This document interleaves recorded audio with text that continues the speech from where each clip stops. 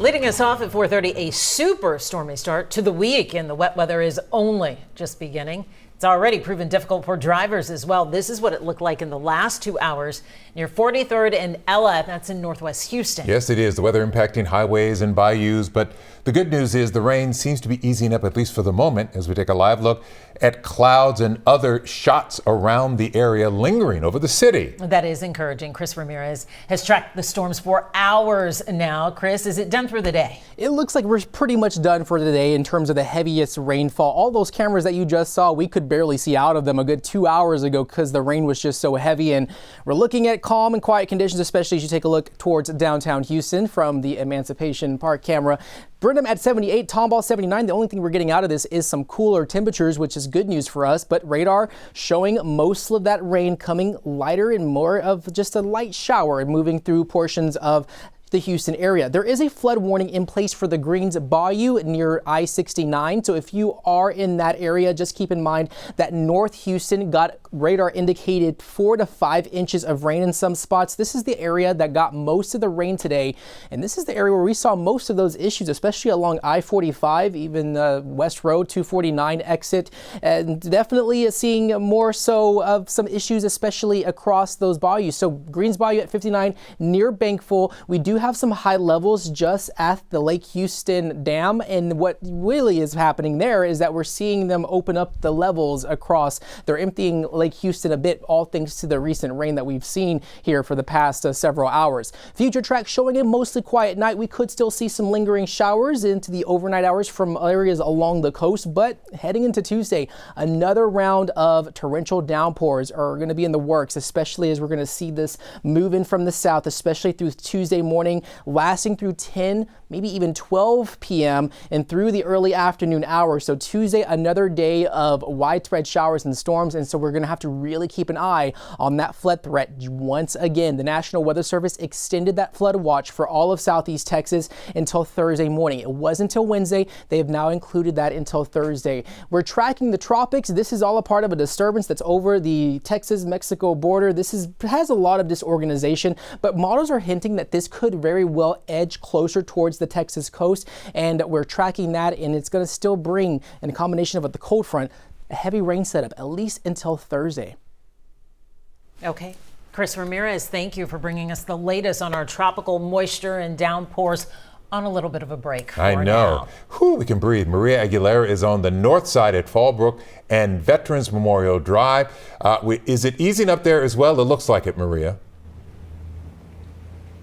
Yeah, well, look, the rain has stopped and the water has receded. Now it's just hot and humid. But earlier it was flooded here off of Fallbrook and Veterans Memorial. Now, just a couple hours ago, that water you could see right here, it went up to the median there. Of course, it's gone now. But if you take a look, you can actually see some tire marks. And that's because some vehicles were trying to avoid the high water and get around it. Now, you obviously know, if you're from the Houston area like me, you know how quickly it can get flooded in some parts of town and how quickly it could become dangerous. Now, just 30 minutes ago, though, if you come over here, a vehicle got pulled out of this area. Somebody tried to get creative and go around it here, but got stuck in this muddy grass. You see those tire marks right there. It was there for a little bit until it was able to get pulled out. Now, take a look at some of the video where you can see the vehicles driving through the flooded street, and some even went the wrong way on the other side of the median to avoid it. Now, the road was shut down by the Harris County Sheriff's Office at one point, but vehicles were still cutting through the gas station to get around it. Make sure to take those warnings from officials seriously. Don't drive through high water.